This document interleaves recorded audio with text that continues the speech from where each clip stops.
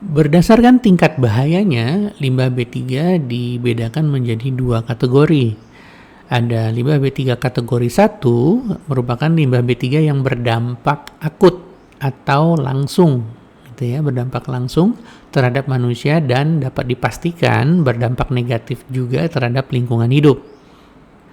Nah, kemudian limbah B3 kategori 2 adalah limbah B3 yang memiliki efek tunda atau delayed effect dan berdampak tidak langsung terhadap manusia dan lingkungan hidup, serta memiliki toksisitas yang disebut subkronis atau kronis.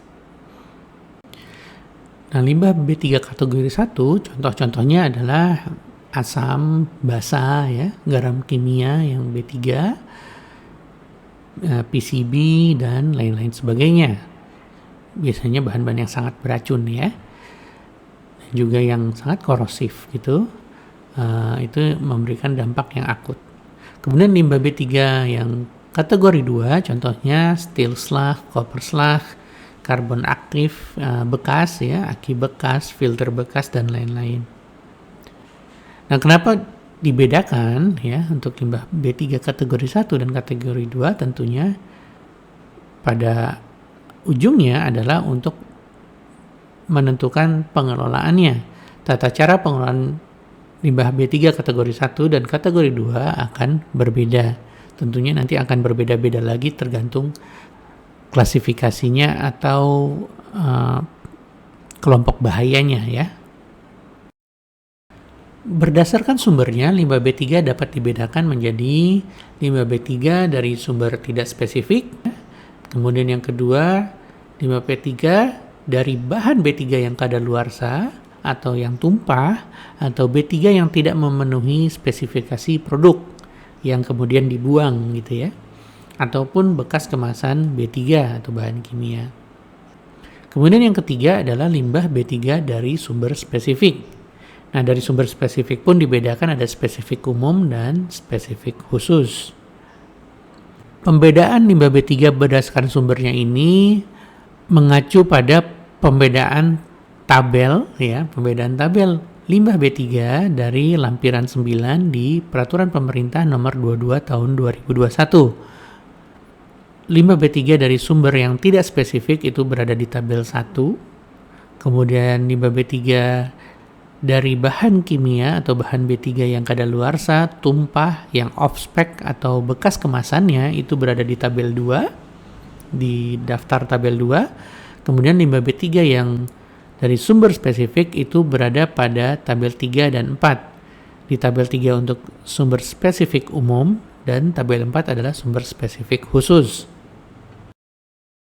Limbah B3 dari sumber tidak spesifik adalah limbah B3 yang pada umumnya bukan berasal dari proses utamanya, tetapi berasal dari kegiatan sampingnya, kegiatan sampingan, gitu ya, antara lain pemeliharaan alat, pencucian, pencegahan korosi atau corrosion inhibitor, ya, pelarutan kerak, dan pengemasan. Jadi dari aktivitas-aktivitas pendukung dari proses utamanya, gitu.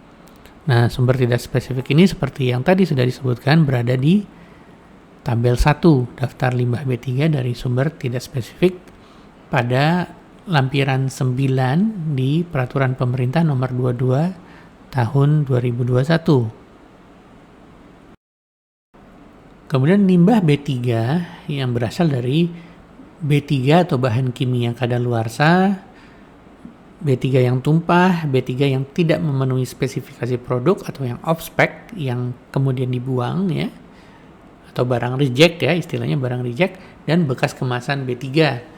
Nah, ini udah clear, ya, pengelompokannya bahwa ini berasal dari bahan kimia atau B3 yang tadi yang kadaluarsa, tumpah, dan lain-lain. Nah, karakteristik yang dimiliki oleh limbah B3 ini mengikuti karakteristik bahan kimianya atau B3-nya yang menjadi limbah, ya. Nah, daftarnya itu dapat dilihat pada lampiran 9 PP 22 tahun 2021 di tabel 2. Kemudian limbah B3 dari sumber spesifik, yaitu limbah B3 yang berasal dari sisa proses suatu industri atau sisa dari proses produksi atau kegiatan yang secara spesifik dapat ditentukan aktivitasnya atau kegiatannya. Di sini dibagi menjadi dua, ada spesifik umum dan spesifik khusus. Nah, spesifik umum ini bisa dilihat di tabel 3 ya, di lampiran 9 PP 22 tahun 2021. Itu spesifik pada industrinya ya, berdasarkan jenis industrinya dan proses pada industri tersebut.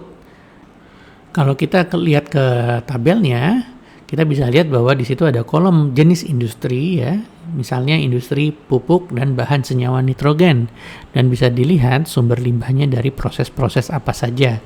Ada proses produksi urea, ZA, TSP, DSP gitu ya, dan kemudian ada proses reaksi kimia seperti monoamonium fosfat ya, dan lain-lain sebagainya. Kemudian untuk sumber spesifik khusus dapat dilihat pada tabel 4 ya, di lampiran 9 PP 22 tahun 2021. Di situ bisa kita lihat bahwa sudah spesifik khusus spesifik kepada jenis limbah B3-nya ya, di tabel yang itu, yang merupakan hasil dari proses yang spesifik seperti copper slag gitu ya, itu udah spesifik dari proses peleburan biji tembaga di smelter ya, dari proses primer dan sekundernya. Kemudian ada slag timah ya, atau slag timah putih misalnya untuk dari proses peleburan timah putih ya, dan lain-lain sebagainya.